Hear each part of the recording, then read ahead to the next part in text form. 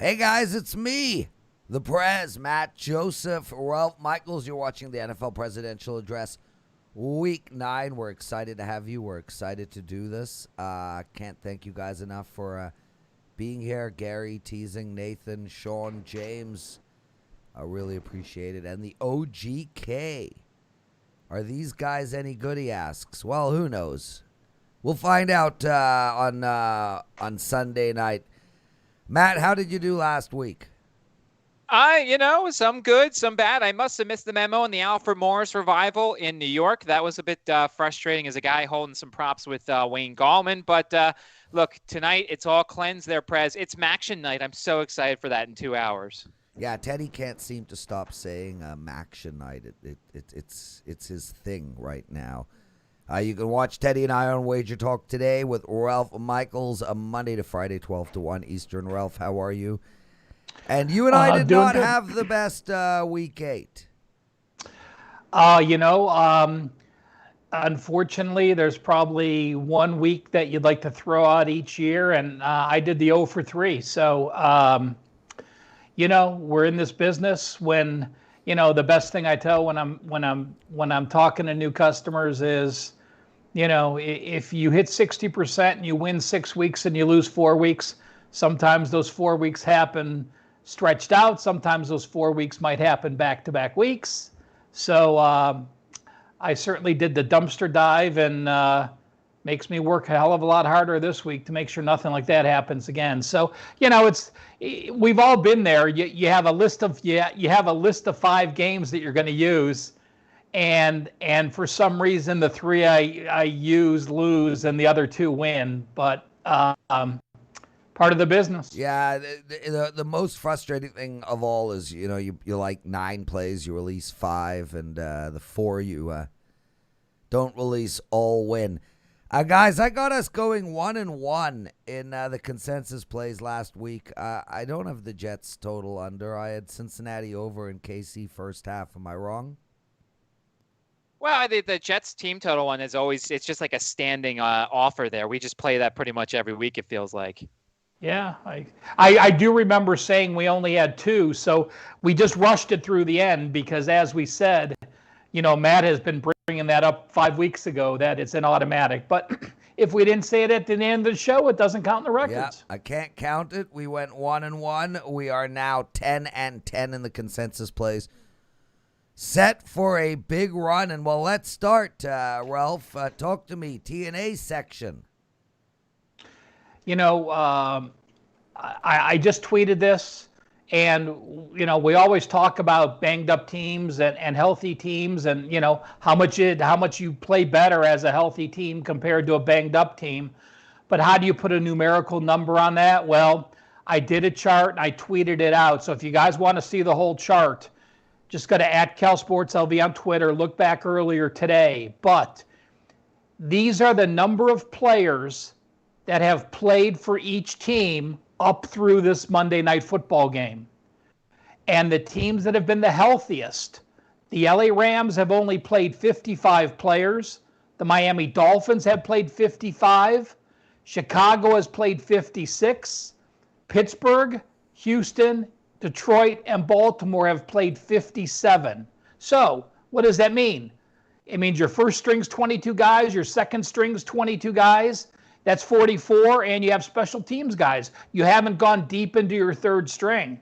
Looking at the other side of the spectrum, San Francisco has had 71 players play for them this year. 16 more players. So think about that. 16 more players is like almost your entire third string of 22 guys relative to the healthy teams. So San Fran has 71.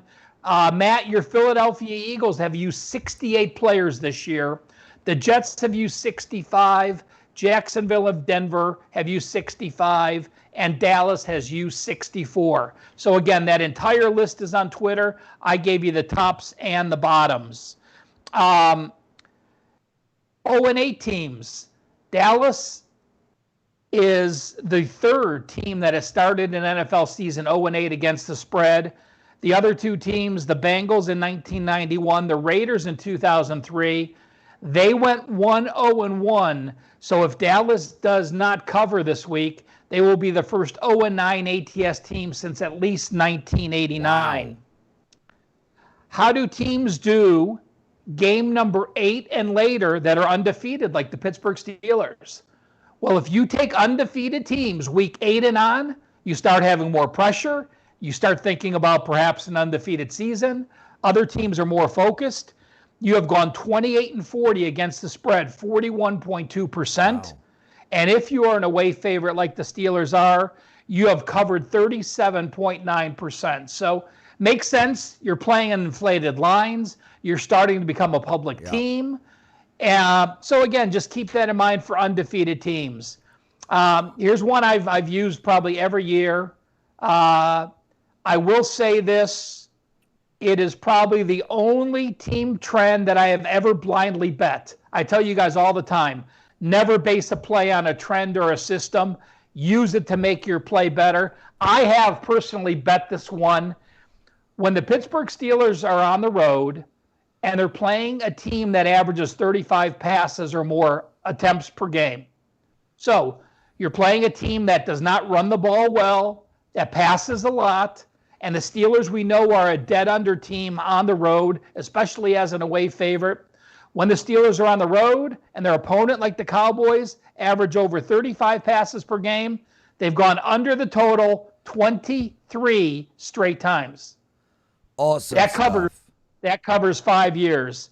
And one more, guys. I brought this up on Wager Talk today. I'm going to just take one extra minute here to explain it. College angles are much different than NFL angles. And I want to give you a college angle here and an NFL angle that are almost identical, but they are completely opposite as far as ATS results.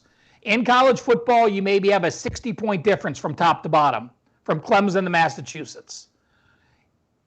In college, a road team that trailed by 14 or more at halftime in their last game and won has covered 64.5% of the time. That this week is Tulsa and Clemson.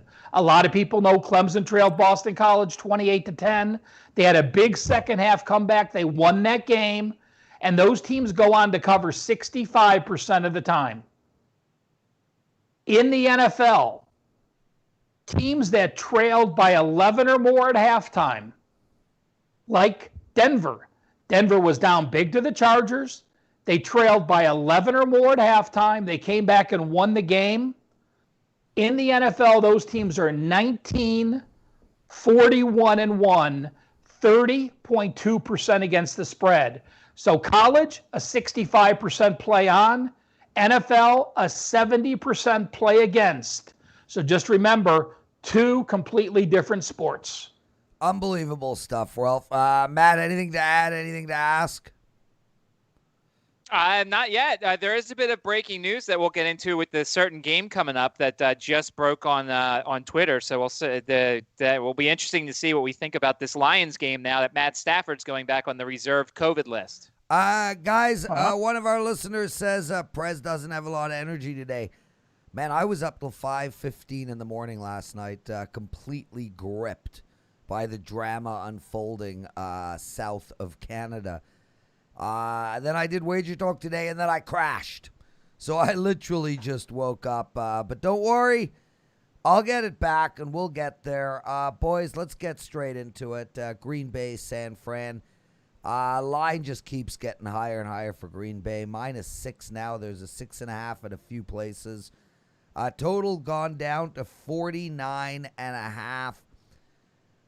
I mean, look, initially my thoughts were San Fran. This team is just riddled with injury. Green Bay sitting with a revenge factor. The problem with Green Bay is that they've really laid two major eggs in the last 3 games. And then the one win was not against a great team. I'm probably going to sit this one out, Matt. My lean is on the over, though, in this game. I do think Green Bay is going to get some scores, and we saw that Mullins was able to move that San Fran offense. Green Bay's run D is terrible. I think that'll open up some play action for San Fran. I don't have an opinion on the side, but I do like over the total, Matt. Well, I saw a stat that's going around today that the 49ers, with them putting Kendrick Bourne on the reserve COVID list, will not have a single person who touched the ball last year in their playoff game against the Packers. No Jimmy G, no George Kittle, no Deebo Samuel, no Tevin Coleman, no Kendrick Bourne now. And, you really can't make a wager on this game yet until all the contact tracing's done, because it's a wide receiver group that if Kendrick Bourne has it, does Brandon Ayuk have it? Does Trent Taylor have it? So to me, at least from the San Francisco side, you can't place a wager yet. I mean, to me, look, their team total's 23.5. I think it might be worth an under, but can you trust the Packers defense? On the other side, Aaron Jones may not play. So it could be Tyler Ervin out of San Jose State, who has less than 10 carries, and Dexter Williams, who's on the practice squad at running back. Devontae Adams is going to be busy. Nobody covers him. He gets, 15, 16 targets a game, it feels like. But how about the Packers? Yesterday, the story was the Packers wanted to trade for Will Fuller, but there was an internal split. It seems like the GM wanted to do it, and then the owner didn't want to do it. And how do you feel if you're Aaron Rodgers that, there are people trying to prevent you from getting weapons? Will Fuller would be perfect for the Packers offense. So to me, look, I need to see injury reports. I need to see who's playing in this game. I need to see if they're even playing this game tomorrow. So to me, I'm waiting until I find out who's playing. I lean to the San Francisco team total under at 23.5. But once again, the Packers defense may have to actually show up this week for that to happen. Well, Michaels, what's your thoughts here? Well, the 49ers shut down their facilities today. So you don't even have the day before walkthrough that you normally have to go through the play planning. So no 49er can come into the camp. The coaches can't talk to them. They're all self-isolating. Obviously, they'll have Zoom meetings. But I think that's a huge disadvantage if they end up playing the game, not having that day before practice.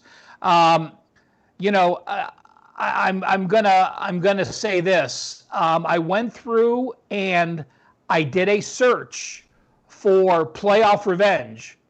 Now, I've heard numerous times, Packers have playoff revenge.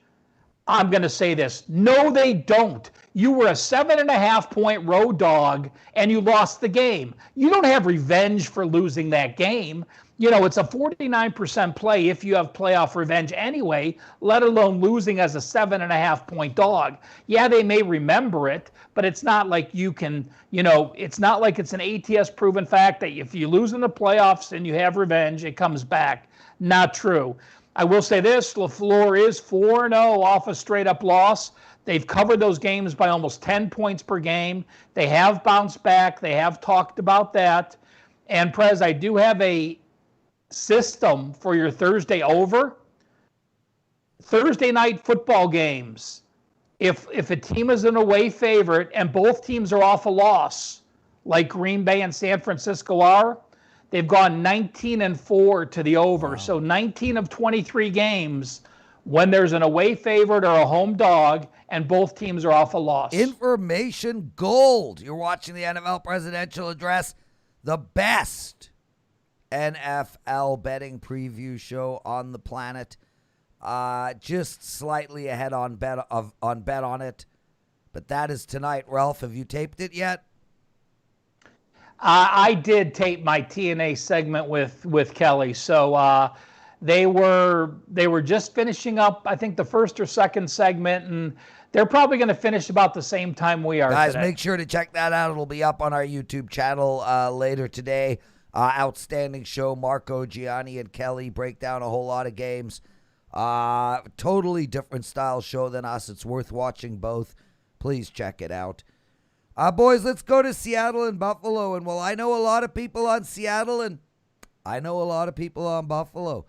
-2.5 is the lowest out there. There are a couple of threes around. The total just keeps getting bet up, and up. Now it's at 55. I understand that from a Seattle perspective, but, man, Buffalo's all out of sync. Josh Allen is not playing like he was at the beginning of the season. The team is absolutely struggling.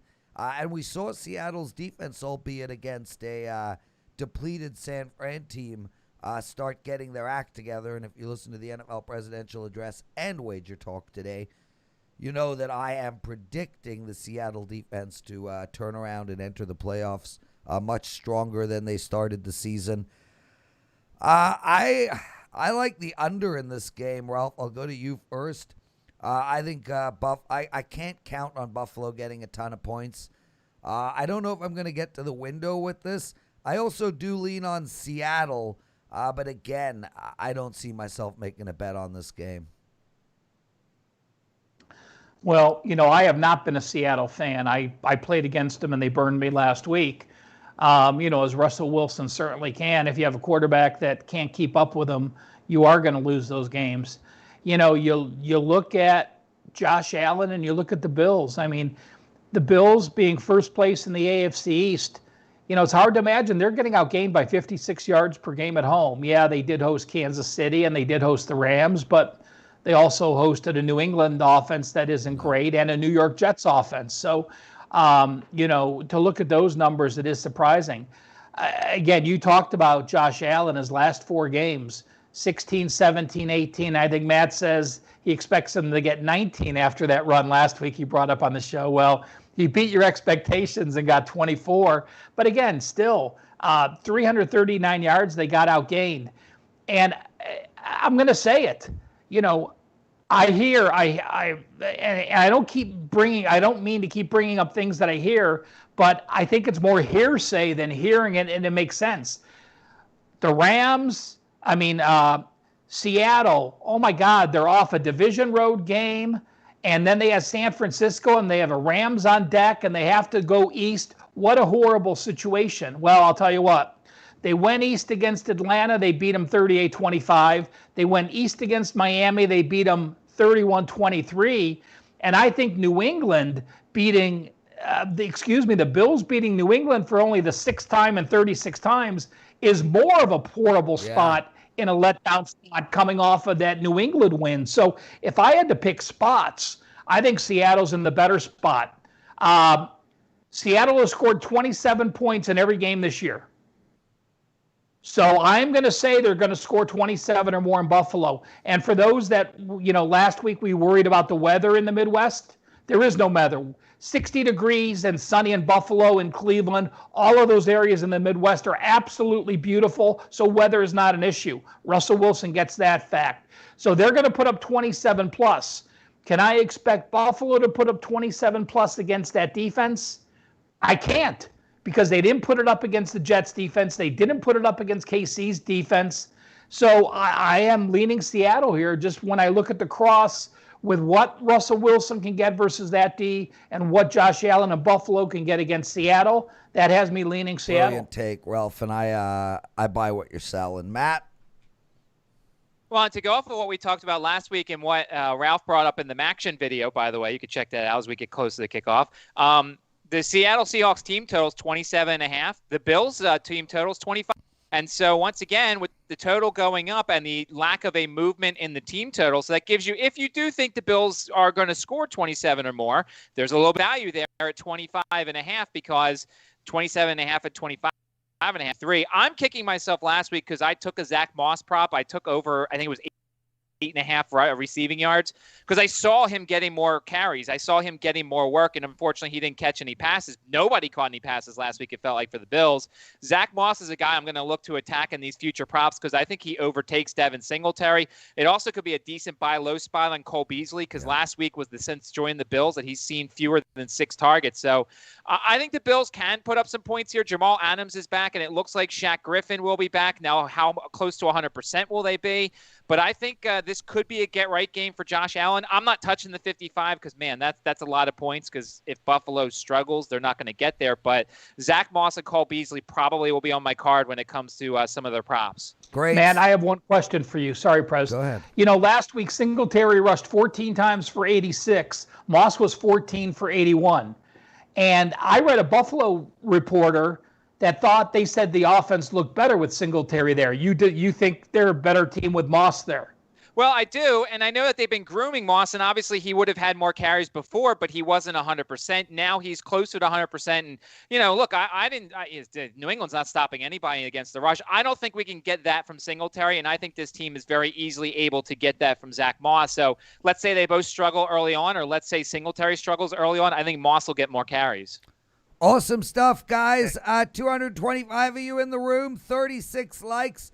Let's get it up. Trance, come on. Elliot teasing Daniel. Good night, Munchie. I'm guessing you smoked the ganj. Chris McCain, Darren, Nathan, Gary, Liam. Nice to have you guys all with us. I hope you got the reference there, Matt and Ralph. Denver, Atlanta. Arizona just legalized marijuana yesterday, by the way. So they are now the 13th state to do so. And Oregon legalized magic mushrooms. Really? That's a big thing these days. I got a 19-year-old and a 17-year-old, and they're all doing it. I did it. Last time I did the mushrooms, I was probably 25. It was maybe my fourth or fifth time, and I fainted. Pew, bam. And that was the end of my magic mushrooms experience. Denver, Atlanta. Atlanta -4, total of 50. I like Atlanta. They're on my short list right now. Look, this team could be undefeated with their new coach. Bad referee decision to review. Catch gave Detroit a chance to win that game. Atlanta looked great last week. Their defense is looking a hell of a lot better. Julio Jones is being back has changed the offense as we expected. I think this team is getting a little bit better of a feeling. I think Denver, look, I mean, they made the comeback of comebacks last week against the Chargers, but that's a bit phony. 3 quarters, they could barely put up a touchdown. I think Atlanta wins this game handily. The total is 50. I got nothing. Matt? Well, I don't trust the Falcons. I don't care if they won on Thursday. It's just, you're lighting your money on fire if you expect them to consistently win when they're supposed to. I mean, I do agree along the same lines with your stat. I mean, Matt Ryan averages around 333 yards passing when Julio Jones is healthy, and of course he is. But Calvin Ridley's not 100% healthy, so that's something to look for there if you're looking at some of this stuff. I mean, I like this Denver team.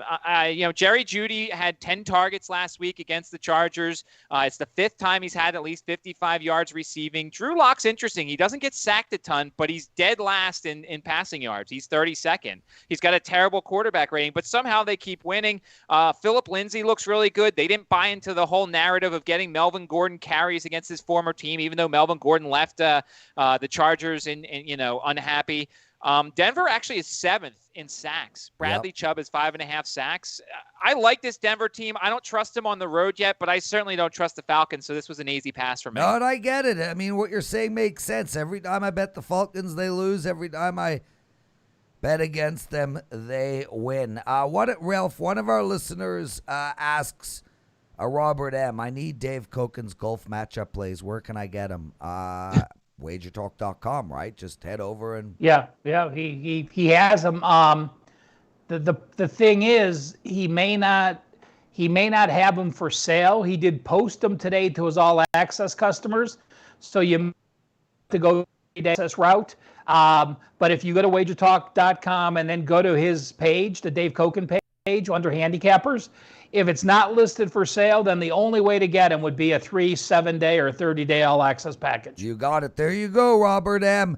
Ralph, what do you like in this one? I do like Atlanta. They had gotten outgained in 4 straight since the Seattle opener with their previous head coach. They've outgained all 3 foes under the new head coach. The defense had allowed 440 yards per game prior to.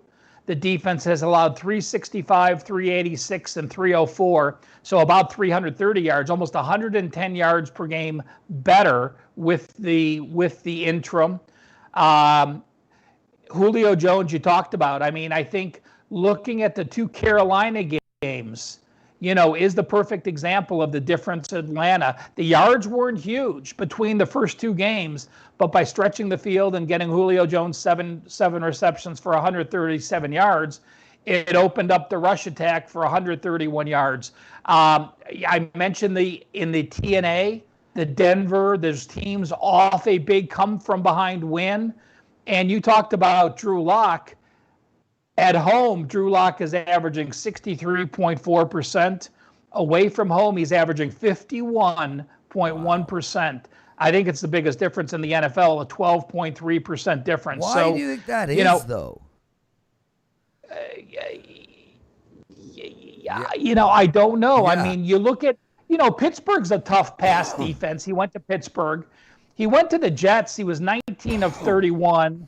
And then he went to New England and he was 10 of 24. So part of it is, Pittsburgh and Belichick scheming against you. And, we saw New England this past week not have Gilmore. I believe Gilmore was there for that game, which makes a big difference. I don't know, Matt, you might be able to tell me if Gilmore was playing for New England when Denver came there. But, either way, it's a big home road dichotomy difference. So I likely am going to be on the Atlanta Falcons. And, I am saying this, two separate teams, pre-Raheem Morris and post-Raheem Morris.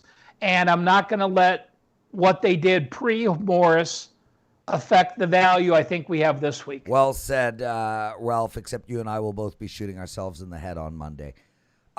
Tennessee minus 5.5 against Chicago. Total of 46.5, which is... Matt, I want to know about the team total in Chicago. If that's 46.5, that team total's got to be over 20 for Chicago. So right off the bat, I like the under. But I do like Tennessee here, guys. Look, I'm against Chicago. Everybody knows it. I think this team is a fraud. I think their offense is crap. I think their play calling is garbage. Their defense is outstanding, flat out. But Tennessee is well balanced now. Derrick Henry getting the ball a lot more. A couple of really big games in a row. Tannehill made some bad passes last week, and it does happen. But they put up a lot of yards last week. I expect them to be able to move the ball even against this vaunted Chicago Bears defense. God, I mean, I like under the total, and I like Tennessee, and there's a good chance one of those two will make my card. Matt? It is 20.5 right now in one spot, so you are slightly correct because it is above 20. That's not slightly correct. That's I guess actually it's 100%. 100% correct, but that's okay, Ralph. It's 100% correct. Okay. You're right. The Bears could be missing 4 offensive linemen for this game. They placed right tackle Bobby Massey on injured reserve. The right guard Jermaine Ifedi is on the reserve COVID list. It looks like he could, if he tests negative. It was Tuesday they put him on, so it looks like there's a chance he could play Sunday. But I mean, I'm not going to give the rant every week when it comes to Nick Foles that everybody thinks he's terrible, and I just think that the Bears system is being poorly built around Nick Foles, and he has nothing. I mean, David Montgomery is not a very good running back. He does not help them out very much. Tariq Cohen would be huge because at least he'd be an outlet, but obviously he's hurt. And it's funny, when you're relying on Jimmy Graham, then you know where you are in terms of an offense. He's seen 5 targets or more in 7 of 8 games. He's also failed the top 34 yards in 7 of 8 games. So to me, if you're taking Jimmy Graham props, which I may in this one, you're looking at the receptions. You're never looking at the yards for a guy like that. On the Titans side, look, the Titans disappointed me last week against the Bengals. And by the way, the Titans' pass rush is so bad that I don't even know if they can take advantage of the Chicago Bears' poor offensive line. Corey Davis is starting to do more. He's got a 74% catch rate when it comes to Ryan Tannehill, so Corey Davis is a guy that he loves to throw to. And the Desmond King trade will help their secondary eventually. I don't think since the trade happened with all the COVID protocols, he'll be available Sunday. And the other question is, will Adoree Jackson be available? He's the Titans' #1 wide receiver. He'll follow Robinson around. To me, it's a game under. It's a Bears under. The Bears are almost in the level of the Jets when it comes to the team totals, that their offense is that poor that you probably have to auto bet the under there. So I agree with you. The Bears team total under at 20.5 is definitely worth a look here. Matt, I was on the Bears under 19 last week. That was one of my losers. Had a crappy week. That drive at the end just did me in. But yeah, I'm going to go back to the well again. So great stuff on that. By the way, I also like Tennessee first half, and I've been making a lot of first half bets of late. My 5% play last week, inspired by Ralph Michaels, was Kansas City first half, and blocked field goal saved my toches. Ralph, what do you like in this Chicago-Tennessee game? Well, hats off to Chicago for the explosion last week. 329 yards. Foles' first 4 starts, 269, 243, 261, and 279. So I think, Matt, out of your great recap, the thing I took out of is this. We saw the Rams in New Orleans combine for 9 sacks against Foles. And, the announcers talked when they talked to Foles. There's a lot of play calls he doesn't even have time to make. I mean, why you have a head coach calling those plays when the announcers on a national TV game are talking about that Foles doesn't have enough time? But this is the worst pass D there is in the NFL. You have had 0 sacks against Pittsburgh. You had 0 sacks against a rookie quarterback last week. You have 7 sacks on the season. You were only sacking foes 2.5% of the time. So if Foles ever is going to have a bounce-out game, it's against a team that's allowing 67% completions, can't get pressure on a quarterback. So can Tennessee move against the Chicago D? Well, Tennessee in the last 3 weeks, they put up 600 yards against Houston. That was the number 1 amount of yards Houston's allowed this year. They put up 441 yards against Cincinnati. That doesn't seem like a lot, but that's the most Cincinnati's had. So you've had 2 number 1s in back-to-back weeks on offense. And if Foles was ever going to do anything, I disagree with your Chicago under Prez in this regard, because you're going to have the weather well against this pass defense that I think Foles actually can sit there and for the first time this year be a quarterback. So I would not bet it for that reason, but so I'm just going to wait and see. No, I get it, man. And it's really hurting Tennessee because if they could get a pass rush, I think they'd be one of the top teams in the league. Love all the really nice comments you guys are making. So many people coming in and talking about how great the show is, how much they love it. And, we really appreciate it. We work hard on all of these shows. And this one is very dear to me. This is literally the first show Wager Talk has ever done on our YouTube channel, going back maybe 4 or 5 years. So this show is important to me, and I really appreciate that. I mean, Carl says, you guys rock. The show is awesome, et cetera, et cetera. We love it. Thank you, Tony, Salvador, Nathan, Daniel. Love having you guys with us. Let's get on with the Detroit-Minnesota game. And somebody just said Minnesota game is off the board. Looks on the board to me right now. It's -4, total of 52.5. Maybe my page hasn't updated, but it looks live. Ralph, this game is on the board, right? Yeah, I mean, I didn't, unless something broke the last 30 seconds. I literally just said something broke a couple minutes ago that Matt Stafford is on the reserve COVID list. Yeah, but the line board hasn't changed. Well, I'm surprised because I would imagine that it would come off the board for something like that. Okay, well, what do you want to do? Do we treat it as if it's on the board at -4? Well, no, because it's a whole different handicap if Stafford's on the list. Well, we could talk and do a what if Stafford's playing, I guess. Well, we'll go with I'll make this really easy. If Stafford plays, the line is -4. I love Minnesota. It's going to be on my short list. If Stafford doesn't play, it might go up to 7. I love Minnesota. It's on my short list. There you go. Minnesota. Matt?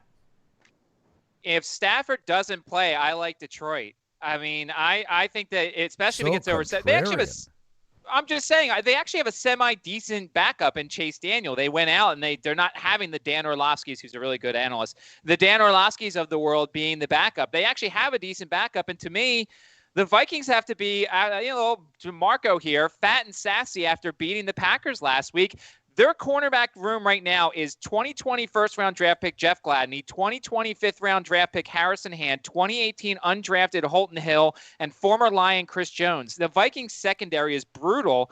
I think that if the Lions – I actually don't want Stafford to play because I think the Lions have a better shot to cover the number if it's 7.5 or 8. So if Stafford does play, I won't play the game because I think that the Vikings may win. But if he doesn't, I want those extra points, and I'll take the Lions. Yeah, so I'm totally not with you on that at all. I think if Chase Daniels plays, look, he's a cool dude, but he's not a starting quarterback in this league. And Minnesota – has a path to the playoffs. So I think we're going to see a really good, strong Minnesota team.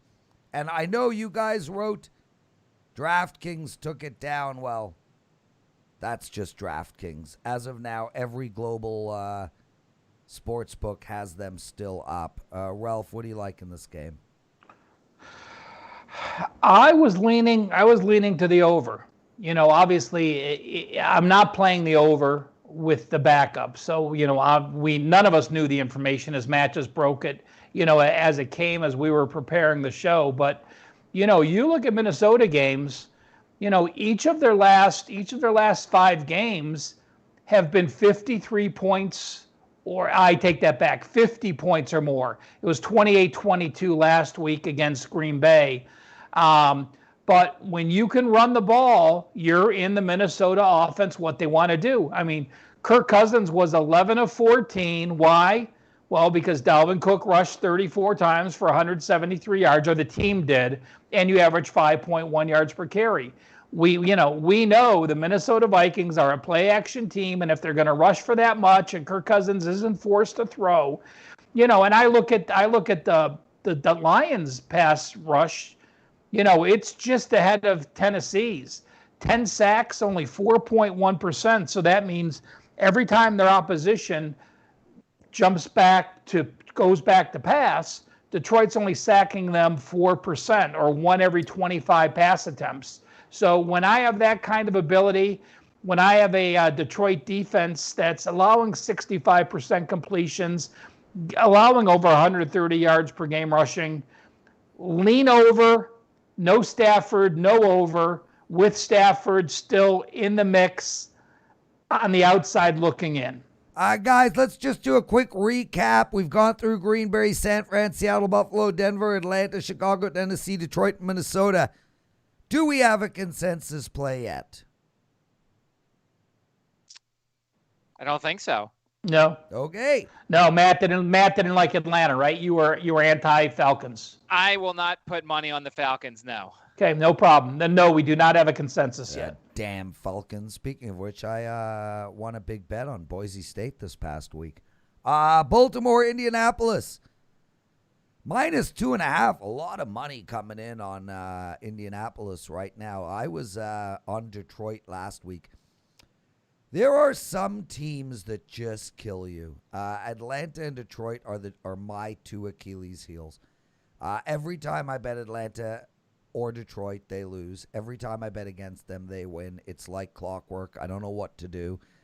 With that said, I don't think Baltimore is nearly as good as everybody does. One of my wins on Sunday was on Pittsburgh. I bet them on the money line as well and cashed that ticket. But now, regardless of how I feel about Baltimore, I am anti-Indianapolis. And yeah, I get it. They look good. Phillip Rivers was able to throw the ball around last week, which probably suggests that his arm is very, very tired this week. I like Baltimore in the spot, -2.5. Matt, they are on my short list. Where are you going? And I'll admit it, I was wrong last week on that game. You guys were right, so I will take my L in that situation. The Ravens let me down, but it's hard to bet on this game. You know why already? I mean, the Marlon Humphrey positive COVID test takes him out for Sunday. I mean, that's a pretty big piece of their secondary. The other guys, Matt Judon, Patrick Queen's on there, LJ Fort. There's 5 linebackers that they added to the reserve list because of the whole contact tracing thing. Now, those guys could play eventually, but for now, they're not at practice. They're not practicing, and that's a pretty nice chunk of their linebackers there. So to me, you add in the Ronnie Stanley injury, which I think is rather big for their offensive line because he's their best offensive lineman. I can't get to the Ravens right now. The problem with the Colts is they're 23rd in red zone offense. They're 20th in third down conversion percentage. I've talked about on this show and when we did our preseason shows how much I like Jonathan Taylor. Jonathan Taylor had 34% snap rate last week. Jordan Wilkins is getting the ball more. Nyheim Hines had a pair of touchdowns. The Colts are 0-5 against the spread their last 5 contests as a home underdog. So to me, I would lean to the Colts, but I can't do anything yet until I find out the status of these defensive guys for the Ravens because if those guys are out, then yeah, I like the Colts. I think they run the ball. I think they keep the ball away from Lamar Jackson. They grind this out. They make it a shorter game. But if those guys are in, then I don't know. So I need to see those statuses. I'll lean Colts here, but nothing to the window until I know what those guys are doing. No, that's a great point, Matt. You know, I've been leaning on the under in the Indy games all year, but now it's at 47. And if those guys are out, I actually think this over is very live. Ralph, where are you going in this game? Well, I'm going under or pass, so no consensus here It either. happens. I look at the Colts defense, and you can make of it as you wish, but they have not allowed 400 yards. Their average this season is 293 yards. And yeah, you could say, well, they played Cleveland and Chicago and Cincinnati and the Jets, but if you have yet to allow it and your season average is this, at some point you have to give them some credit. So, what impresses me the most is the 80 yards per game they're allowing and 3.4 yards per carry. We know Baltimore's going to run. I agree. Ronnie Staley's probably one of the top 10 protecting tackles in football that, he's that important to Lamar Jackson. You saw J.K. Dobbins finally, they took the reins off him for 115 yards. So I think Baltimore continues to run. And, man, I'm just going to say this. When the Prez, you don't say, Prez, you were right, I was wrong. You say, listen, Prez, if I knew there was a 457 to 221 yard edge, I'm going to bet that team 99 out of 100 times in a 3-point line. So that should have been your response. But you can't handicap being minus 3 turnovers for a game. And NFL teams are going to lose over 80% of the time when they're minus 3 turnovers. So, no, Baltimore didn't get outplayed. Baltimore shot themselves in the foot with the turnovers they had, and the Lamar Jackson scoring a touchdown and getting called back on holding on one of the most dynamic runs. So shove it in Prez's face because of that game. You didn't make a bad pick. You just had a team play poorly for you. I don't know how many of those. If that's what you're shoving in my face, Matt, bring it. Go ahead. All right. I am leaning under. I look at Indy put up 31 and 41 the last 2 weeks. Rivers threw 44 and 34 times, but that was against Cincinnati and Detroit's defense. Baltimore's defense is still one of the top 5 in the league, even if they're missing a couple guys. You have the offensive line injury, which we talked about, which is going to hurt Baltimore. So I am looking at the under here. Hey, Ralph, can I ask you something? Does your database do players? Because I would love to know what's Lamar Jackson like inside or on turf, because that's something that's going to help make him faster. Does your database have something like that? Well, I could do Baltimore on turf, and then we would just have to figure out what games he was there for.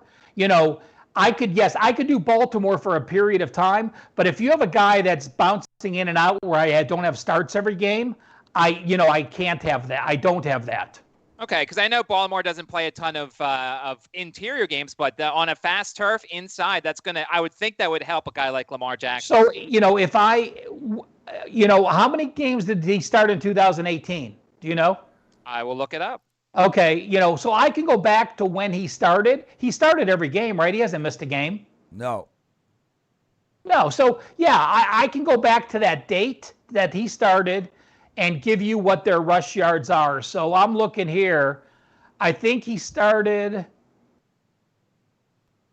In 2018, he didn't. Oh, he did. He started against Cincinnati midseason. All right. As you're going through the next game, Matt, I will look it up for you. Guys, quick shout out to Todd Fayer. He donated $5 to this show for all our hard work. Todd, I want to let you know I will donate that $5 to an animal shelter. So thank you for that, and anybody else who donates money during my shows, whether it's Wager Talk Today or the NFL Presidential Address, I will donate that money myself to an animal shelter.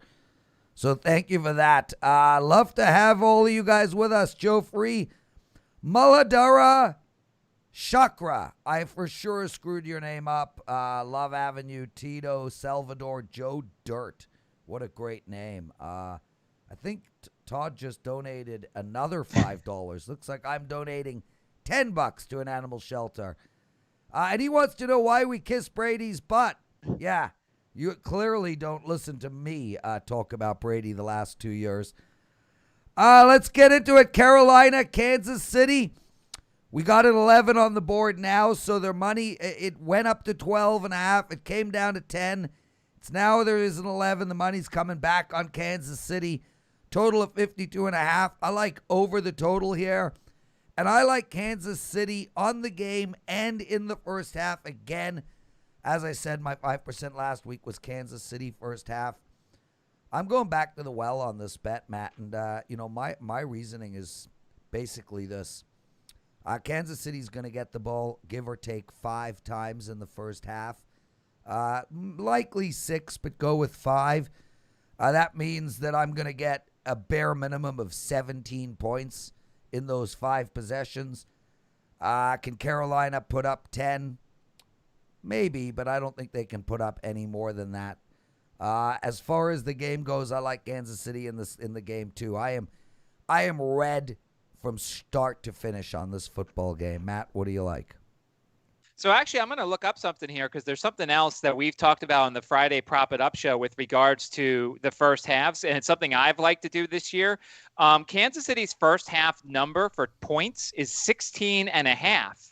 So if you think that Kansas City is going to win the first half and you think that they're going to capitalize on 5 possessions, you could take the Carolina part out of the equation and take over 16.5 in that first half. And it's just something that we've done, a couple of times when you play the Jets or anybody like that. We've taken advantage of it and taken the other team out of it. The Ravens have had some good first half, so that's just a suggestion for your wager there. With regards to this game, there's a couple things on the Carolina side. Rasul Douglas is back, so that's their number 1 corner. Now, look, I know as an Eagles fan, I think Rasul Douglas was not very good, but he's played better in Carolina. Also, the fascinating thing here is going to be, look, we know Christian McCaffrey's coming back, and we know that they're going to put him in there. But do they completely lose Mike Davis? I don't think they do. He's done very good work. Will they lose Curtis Samuel, who they've used out of the backfield? So I think people are going to rush to the window and try and take every over on Christian McCaffrey bets that they possibly can. I don't know if I would do that. By the way, the Panthers have allowed points in 14 straight quarters, so that just shows something about their defense. On the Chiefs side, as an Eagles fan, Andy Reid teams have not been very good before the bye week. I don't know what their ATS numbers are. I know that they've given some poor efforts before the bye week. We know how good Andy Reid teams are after the bye week. Sometimes you get these freakish performances before a team's bye week, especially a team as good as Kansas City in a game that they should roll over the Panthers. Also, there are wins in the forecast for this game, but we know Kansas City, it doesn't matter to them. We know Patrick Mahomes can cut through those wins. It's just something to consider that it should be a little bit windy in Kansas City for this game on Sunday. And that's a great point. I mean, Jesus, we saw some wind last week. How about that one field goal that ball's still rolling around somewhere? Ralph, by the way, Matt, that team total KC first half is stunning. And I do want to say, Matt, and I know you're Mr. Prop. I don't know if you make these bets, but 2 bets that I really like is Kansas City to win every quarter. It's like plus 550, plus 600. Gives you a real interesting hedge opportunity with some in-game betting later on in the game. And also Kansas City to score the first touchdown. That's a plus number as well. And I think that's worth looking at too. I mean, obviously you can tell Kansas City is like magic mushrooms to me, baby. They just make me high. Ralph, what do you like? Matt, I have good news and bad news for you. Okay. The database does not do grass and turf. I thought it did. So sorry, I don't have that. But I do happen to have KC before a bye. So, I want to leave on a happy note with you and not disappoint you. I will say this. Andy Reid with a bye on deck, 8-14 against the spread. But if he is off a straight up an ATS win like he is this week, they are 2-9 against the spread prior to a bye. Now, I looked up a number expecting it to be a negative, and I was surprised. So those are specific Andy Reid. Here's a league-wide number for you. A double-digit home favorite before a bye. I was thinking they might relax. They're going to win the game. They're not going to cover. It is a 69% angle going back to 2010. And going back to 2012, it is a perfect 10-0-1 against the spread. So that's one of those things where I was looking up a number expecting it to have one result and was very shocked. So since 2012, when an NFL team is a double-digit home favorite before they're a perfect 10-0-1. So surprised me. The other thing that surprised me was this. You have a running back last week that came from the New York Jets. You have a big lead in the fourth quarter, and you still don't run the ball. You threw the ball 47 times last week, and you only threw the ball 20 times. He just took Mahomes out and brought in Chan Hetty and Tommy Townsend threw the ball once. So, that shocked the heck out of me that they had the big lead, and they still extended it by throwing the ball. They did not run Le'Veon Bell against his old team very much. I think Le'Veon Bell only had 6 carries.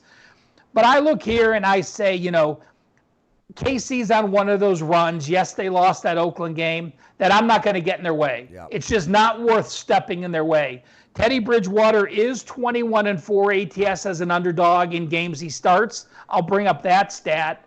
But I don't want to play Andy Reid before a bye. And I'm not going to fade Kansas City when in the fourth quarter with a 20-something point lead, he's letting his quarterback still chuck that ball down the field. Yeah, it was unbelievable. That is for sure. And Robert M. is just dying to know. Emergency question, he writes. If Stafford doesn't play, how low will that Minnesota total drop? It's now at 52.5. I said around 48. Ralph, anything on that?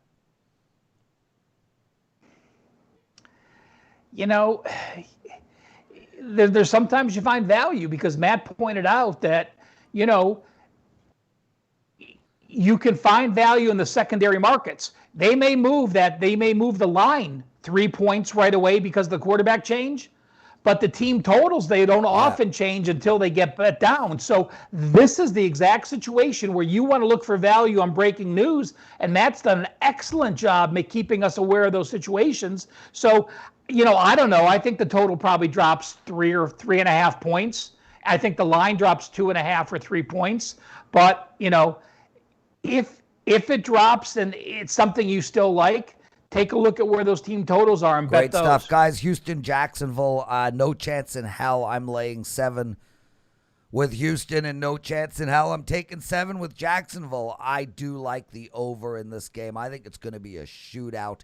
I think we're going to see a lot of passing. Both defenses suck. 50.5. That's going to be on my short list. It's right now one of my top 7 plays. So over for me, Matt. I mean, it's going to be interesting to see what Jake Luton does at quarterback. He was really good at Oregon State. I think he's 6'5", 6'6". He's a tall guy. He's got a great arm, but he played in the Pac-12, and Pac-12 defenses aren't exactly the greatest, and he doesn't exactly have a ton of great weapons in this game. So to me, it's tough for me to get to an over. If Luton struggles, they're not going back to Minshew. The backup is Mike Glennon. And their defense is getting a little bit healthier. I know Jacksonville's defense isn't great. Texans have a terrible defense. I want to see what Jake Luton does. This could be a perfect live betting situation. You watch the first 2 drives here with Jacksonville. You see what Luton does. You see what they do. I mean, I think James Robinson's going to be rather busy here because we know how poor the Houston defense is, and we know that there's nobody else in that Jacksonville backfield. So James Robinson could be busy. I think David Johnson could be busy. Hopefully Deshaun Watson could be over 2 touchdown passes if that's what the number is. I could see it if Luton's playing well there, Prez, that this game could go over the total. But if he struggles early, maybe you almost in-game bet an over and hope the backdoor late touchdowns. If Houston's doing some work there, maybe you can get a better number in-game as opposed to now. Yeah, great point. Ron just wrote, possible big-time wind and rain in Jacksonville. Be careful with the over, Ron. Thank you. And, I haven't released my plays yet, so obviously I'll be delving deep into the weather likely on Friday. Ralph, what do you like here? Well, I understand the initial logic, Prez, about liking the over, but there's no way in hell I am playing the over with a rookie quarterback making his first start and a rookie quarterback who was the number 3 quarterback until this week. Mike Glennon was taking the number 2 snaps. So this guy played practice squad, maybe took 5 or 10 snaps in a practice session. He wasn't getting, that's the big deal. It's a big difference being a number 2 quarterback and taking the number 2 snaps. But now you're talking about, Marone, who's saying, well, let's just go ahead and get Trevor Lawrence. You had Mike Lennon as the number 2 quarterback all season. Now, all of a sudden, you're bringing up your third quarterback to start ahead of him. That means you're not going to bring in Mike Lennon, even if this guy does poorly. You're going to see what the rookie does the whole game. I don't think I get to the window with Houston. I very well may be having them in a teaser, though. This Jacksonville defense has allowed 33 points each of its last 6 games. The Houston defense has at least gotten some pressure. They didn't get any against Green Bay, but they did have 4 sacks against Jacksonville just 2 games ago, and that was with Minshew, not a rookie quarterback. And they're averaging, they have 16 sacks with 7.0. And, everyone's ripping Houston on how bad they're playing. Deshaun Watson has had 4 straight games with over 300 yards passing and 2 passing TDs. So I am looking at Houston. It's remarkable to say you're looking at a 1-win team. I'll throw out some stat that I tweeted, which, how much does it mean? When you have 2 teams that are 1-7 or worse, only have 1 win on the season from week 8 on, the dog has gone 8-2. So, and in college, I say that a lot of times. When you have 2 crappy teams that are equally bad, 0-win or 1-win teams, I do look at the dog. So this is going against the tweet I made. But that tweet I made is just, it only happens once every couple years where you have 2 1-8 teams playing each other. And this is the highest spread ever. There's never been, when 2 1-win teams have played each other, there's never been a spread over 6 points.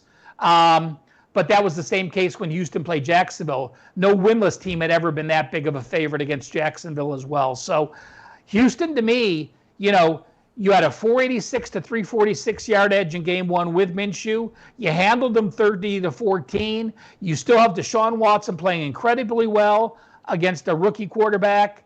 I may plug my nose and put Houston again in a teaser. There you go, boys. And we got in a lot of trouble on the in the comment section on YouTube last week for skipping our teaser segment. So stay with us, guys. We'll do that later on. New York Giants, Washington. I'll make this fast. Washington -2.5. Thank you, Matt. They should have won, or they could have won a few weeks ago in New York. The question is, are the Giants hungover after another tough loss? Their last 4 games have been decided by. Well, what about Washington? Are you ready to run to the window? Now, look, I know what everything is that tells you that Washington has the better defense. Washington has the defensive line that should harass Daniel Jones. But Washington's offense is still pitiful. It's not like Kyle Allen all of a sudden became Patrick Mahomes. It's not like Antonio Gibson all of a sudden became Derrick Henry. They are getting some guys back. The wide receiving core is better. I'm with you. I think I'll probably make this, if Ralph agrees, make this a consensus. But I'm not exactly like running, take my money to Washington. It's like, they're good, but how often do they get in a situation where they're favored at home in a game that they're supposed to win? And they actually do win that game. The Giants have shown flickers of a good team, and in this division, they're going to be in the race till the end. But, just because Washington's favored and they're better, do you really want to run to the window right away? Yes, and they're on my short 7. Ralph, what do you like? Well, I'll say this, Matt. Washington proved against Dallas as a favorite. They beat a team they should beat.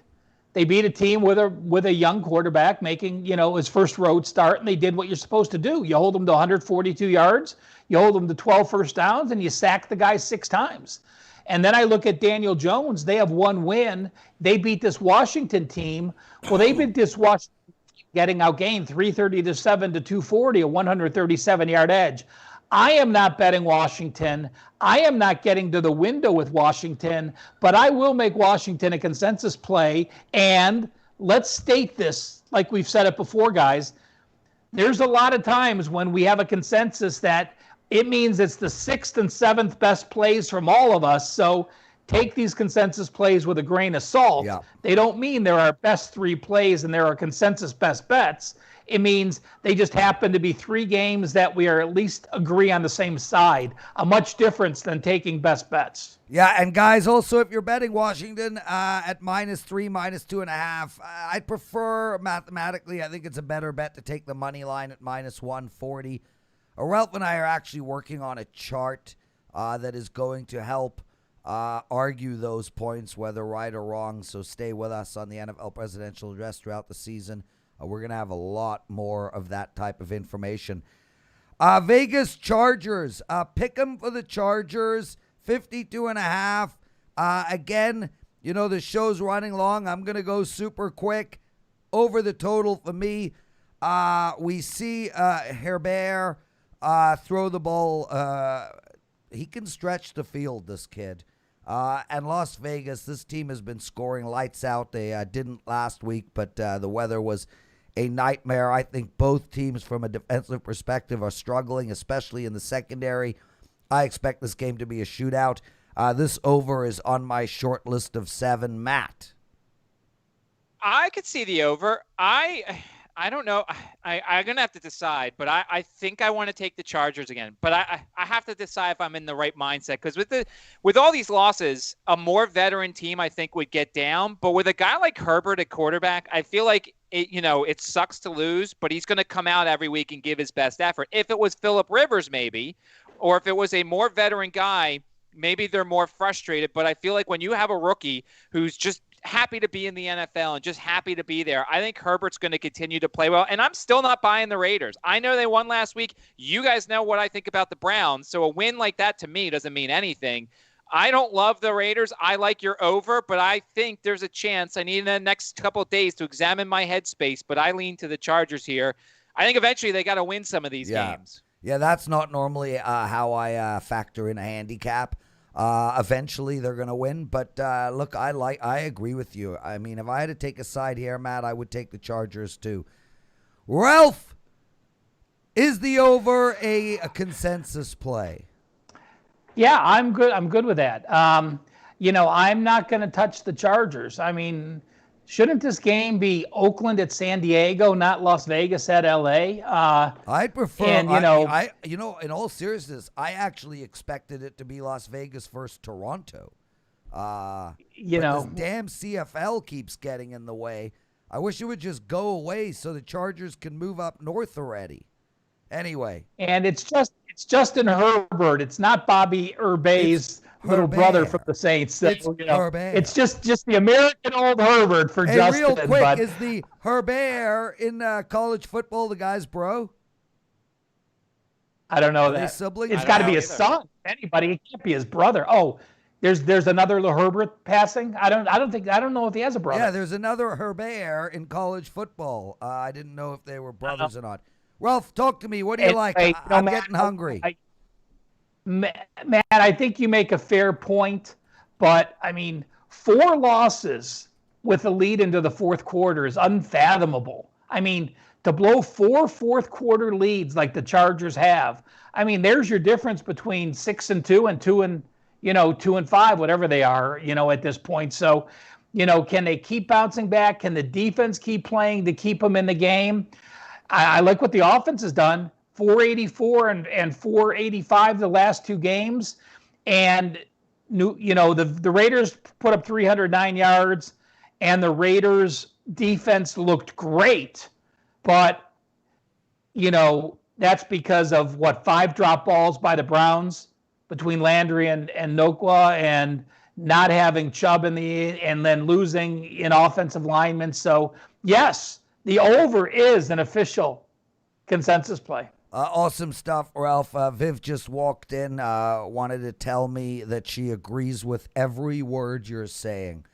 That's not true. I don't actually even know what she came to tell me. She wanted to see if I'm done. My studio is right next to the PS4 station, and the 2 boys, they're jonesing, man. That's like magic mushrooms to them, Matt. Oh, my goodness. Okay, Pittsburgh, Dallas, -14, can't bet it. +14, can't bet it. Over 42, refuse. Under 42, not going to happen. Mike McCarthy, worst coach ever. I'll give you a definite yes on that. I will bet that. Matt, what do you like in this game? I just want to move on. I wish it was anyone but Garrett Gilbert or Cooper Rush, because I would take Dallas in this situation, but I can't. They just said Ezekiel Elliott was limited in practice today. I would even take Gilbert Grape as the quarterback, right? That's a movie, the What's Eating Gilbert Grape. I would love to take Dallas. I can't do it, so you can move Man, on. I lost you last week. I had Ezekiel Elliott over 63.5 yards. 63 with 2 drives to go, and Pollard got all the work. Ralph, what do you like in this game? So are they, you know what? The last I read, Matt, was Dalton was going to play, but now I know he's on the reserve list. Are they making a change, or are they waiting to see what Dalton does and then go to Rush? No, they're deciding between Cooper Rush and Garrett Gilbert. And actually, there was a report last night that said they're leaning to Gilbert, but they have to see how the practices go. Okay, I did not read last night or today yet, so thank you. Okay, I had thought Andy Dalton was going to be back, and I don't think it changes my opinion. You know, I gave that angle out on Pittsburgh, and I think Pittsburgh, off that very physical game, just happy to try to get into their rush game. I think the Pittsburgh defense, after allowing 457 yards and getting thrashed for 265 rush yards, has some pride show up and really shut this Dallas team down. So if I'm going anyway in this game, it's going to be on the under. There you go. A couple more games to get through. About 400 of you guys watching, only 85 thumbs up. We work hard on this show. Those thumbs up are very important to us. They help us with our YouTube rankings. Please, guys, let's go. Get us some more. I greatly appreciate it. Matt, this game is so sexy. Everybody's talking about it. Murray versus Tua, -548. You know, people talk about the fact that, hey, Tua didn't need to be good last week. You know, the Rams turned the ball over 4 or 5 times. Yeah, well, Tua might not have needed to be good last week, but he sure as hell was bad. That doesn't mean he's going to remain that way, but I cannot trust him right now. My lean is on Arizona. I am passing in this game. Matt? I mean, I'm looking at some props here that'll be interesting. I mean, Myles Gaskin's not going to play, so that backfield's going to be muddled with Matt Breida and Jordan Howard, and they just traded for DeAndre Washington from Kansas City, and there's some other guys there. Chase Edmonds is going to be a massive guy this week. If you play DFS, play Chase Edmonds. If Kenyon Drake doesn't play, Edmonds can catch passes. He's going to be the starting back at some point. Hell, Drake may have lost his job by getting hurt, so Chase Edmonds is worth a look there. Something of note here is that Byron Murphy, the team's slot cornerback, is out for the game, so maybe you look at the Dolphins slot receiver. And by the way, there is film now out on Tua. We talked about it after the Herbert. You know, the Chiefs were not prepared for Herbert. They didn't think he was going to play. He had a really good game. He followed that up against Carolina. Had some decent numbers, but there is some film now out on Tua. How big is the play package for Tagliavoa? So this could be a live betting situation for me to see what the Cardinals do early on and if Tua adjusts, because now there is film on him so people know what to expect. But I'm loading up on Chase Edmonds stuff here. Beautiful. Ralph, what do you like? So let's see. The Arizona Cardinals have film on the quarterback that gained 145 yards, 11 completions, had 8 first downs, had a 2.2-yard rushing average, and was 12 of 22 for 90 yards passing. So how much film can they have? I am not playing a rookie quarterback making his first road start against a very improved Arizona squad that comes in hungry, and all sat and watched Tua celebrate last week. So, you know, this team got outgained by 326 yards. The punt return. And granted, the offense doesn't have a shot to do anything if you score a defensive and special teams touchdown like you do, because you're taking 2 complete series away. So I'm not completely discrediting it, but I am discrediting it quite a bit. So to me, it's Arizona or nothing. Ralph Michaels, Matt Joseph with us. You're watching the NFL Presidential Address. We tape every Wednesday, 4 p.m. Eastern. Stay with us, guys. Couple more to go. New Orleans, Tampa Bay. Man, I tell you, everybody should be really upset. What terrible scheduling. I mean, we get a doozy like Philly and Dallas last week. Such a perfect game for a Sunday night. Now they give us this shit. Who's the schedule maker? Anyway, -4.5 at Tampa Bay. Ralph, I think we were talking about this game on Wager Talk today, and It was -5.5 not 3 hours ago. Money's clearly coming in on New Orleans, and I'll tell you flat out, if Michael Thomas plays, I like New Orleans here, and I like them on the upset. I'm not a monster fan of this New Orleans team right now. I think they're a struggling team, but Kamara is so good out of the backfield that with Michael Thomas allowing Breeze to stretch the field, like what we've seen with Julio Jones, this is an entirely different football team. I like New Orleans in this game, and I like them a hell of a lot if Thomas plays. Matt? If Thomas plays and the line keeps going down, I'm going to be on Tampa Bay. I just haven't been. You mentioned Alvin Kamara, and by the way, that is like an automatic bet every week is the over for his receiving yards. It was like 55 last week, and it went over to like 90. But that's it. That's all they have. I mean, Michael Thomas, you expect him after all these weeks off to just go out there and be Michael Thomas. I don't think they can. And by the way, the Bucs secondary is going to play a whole lot better than they did on Monday. So I so badly would like the Michael Thomas to play. So the line keeps coming down. I'll buy the Bucs. Their defense is not as bad as they played last week against the Giants.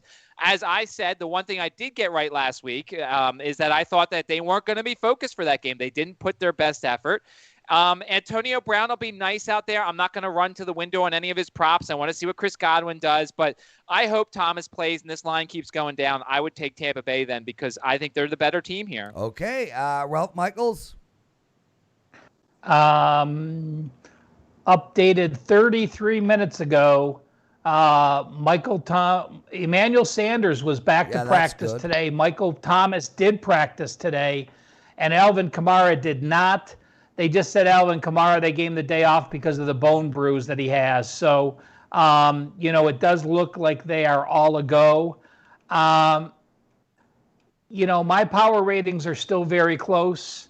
And if I have, I am a very big advocate of if I have a better team in a division game looking up in the standings, I think it's a powerful motivator. So with both teams 2 losses and, New Orleans having won the first game, that's really not the case here. But just something moving forward as we look to these division games and you have teams in revenge situations looking up in the standings, to me, that's a big motivating tool. My power rating's at this number. I am not concerned at how Tampa Bay looked. They went from Oakland to New York to outside on a crappy weather. Now you're at home hosting. The Saints impressed me putting up 394 against Chicago. I'm going to lean over in this game. I don't have an opinion on the side because I've gone back and forth, but I do think it's going to be a good old-fashioned NFC South shootout. Awesome stuff, guys. Okay, let's go through our consensus plays. We got 2, Washington and the Wait, we have to talk about the Jets under team total. Yeah. So we'll just put that down. I've even forgot about that game. New England -7, total of 42.5. I mean, I like New England here, Matt. It's hard not to, really. I prefer them in the first half. But man, New England's pretty freaking bad. The Jets suck too, and if they win one game, they're going to lose a chance at Lawrence to maybe the Jags. I don't know, man. I'm going to delve into this game probably deep on Sunday night. Right now, my lean is New England more in the first half than anything else, and I could see this game going under. I mean, I could see this being like a 17-3 bloody nightmare. I almost swore. Matt? So here's what I'm actually considering, and I got to do a little bit more research on this because the Jets have actually played all right in the first half. If you look the last 2 weeks, they put up all those field goals against the Chiefs, and then the game before, I'm forgetting off the top of my head who they played 2 weeks ago. They actually put Buffalo, Matt. They had 186 yards and a 10-6 lead against Buffalo in the first half. Sorry. No, thank you. That helps me out there. So I'm gonna be crazy here. I'm going to take – I know I still like the under for the team total because their second halves have been abysmal. I'm actually thinking of taking over 0.5 point for the Jets in the first quarter because the Patriots defense is so bad. And if Gilmore is out, look, the Jets are horrendous, but they just seem to come out of these games and they score points. What was it? They were 4 for 4 against the Chiefs their first 4 drives. Now, granted, the field goal got blocked, I think, on the 4th one, but they scored points, and it's like they almost realized at halftime, hey, we're supposed to lose. So I think I'm actually going to take a shot, and there's still time between Monday and now, at over half a point in the first quarter, hoping the Jets kick a field goal, because the Patriots defense is terrible. The Jets are home. Darnold has shown that he can play well in that first quarter, first half. I know it's crazy. I know you guys are both looking at me like I'm stupid, but I think that's my play, is over half a point in the first quarter for the Jets. Ralph? I don't think that at all. I'm going to give you guys some math numbers. Listen to these numbers. First half against Indy, 188 yards. Second half, 78. Denver, 207 yards first half, 80 yards second half. Arizona, 151, 132. Miami, 93 and 170. That's the only game. Buffalo, 186 yards, 4 yards in the second half. And KC, 158 and 63 in the second half. So they've completely been shut down in the second half when quarterbacks make adjustments. Prez, I think that's a great point to maybe not play first half in this, because if anything, Belichick's going to come out. Belichick has not ever lost 5 games in a row. So defense shuts him down. I do like the under in the game. Yeah, I like the under too. Matt, third consensus play, under in the game or under in the Jets total? I'm okay either one. I don't care. Matt, you pick. I will take the under for the game. I think look, have you guys seen the Oliver Stone conspiracy theory that Belichick wants to lose this game to get to get Trevor Lawrence? I mean, he is smart enough, and he has quote unquote, all the. I don't know. I'll go under for the game. Under for the game. Yeah, this Trevor Lawrence stuff. Anyway, guys, we got to get this show done. The consensus plays Washington, Chargers over, Jets under as far as a teaser goes. Mine is going to be Kansas City and Tennessee. Kansas City will take me across 10-7, which is great. Tennessee will get me to, it's breaking the 0 rule, but it's getting me basically to my money line. Ralph, anything? No, I don't. There's, I like the Seattle side. Normally, I'd be on Buffalo plus the 9 against Seattle's defense, but I'm not because I like Seattle. So without that one, there's nothing that fits the perfect teaser mold for me. Matt? I'll go Cardinals, which I know crosses that magic number, but I just have to get them to win. From -5 to +1, and I'm going to go with the Colts at 2.5 up to 8.5. I think the Colts, especially if those linebackers aren't playing, I think the Colts can win the game. So 8.5 takes me past that 7. Guys, I need some help on my Survivor. I'm in the circa $1.3 million to the winner. 1,300 people started. We're down to under 400. Carmen and I are a team. We're still rolling. I got all the good teams left except KC. Ralph, any suggestions for me? I was talking to someone about it. It was every person in the Circa Survivor contest has saved Dallas for Thanksgiving when they were supposed to be a 10-point favorite to Washington. Now Thanksgiving, which is its own separate day, all 3 teams will be 3 or less point favorites. So it's going to be chaos. Prez, I would just, to me, I'd be using Pittsburgh and just play to Dallas. You got to survive to Thanksgiving and then hope you pick that right 1 out of 3 that doesn't get upset. Yeah, I do. The worst problem is it gets worse than that for me, Ralph, because I've already picked some teams on Thanksgiving. So we've got to worry about that later. I mean, I want to keep Pittsburgh as far as I can, but I think you might be right. I'm leaning on either Pittsburgh or Minnesota. Can you believe? Matt, anything? I mean, it's Pittsburgh or Arizona for me. I mean, rookie going on the road. I think Arizona coming off the bye. I think that's not bad. But yeah, Pittsburgh's probably the way to go. Unless this, Prez, you got to keep this in mind. Pittsburgh's going to be laying 3 to Baltimore Thanksgiving. So if you don't want any part of the Dallas-Washington game or any part of the Detroit game, and you like the Steelers, then they'll be your pick Thanksgiving Day. So you may not want to use the Steelers. Yeah, thanks for the advice. Guys, what an outstanding show. A privilege to do this with the two of you. Everybody, 400 of you still with us. Thank you so much for being with us. Thank you for all the likes. We love you all. We'll see you guys tomorrow on Wager Talk Today. Thursday's lineup, Dave Koken and Gianni. Ralph, what's up?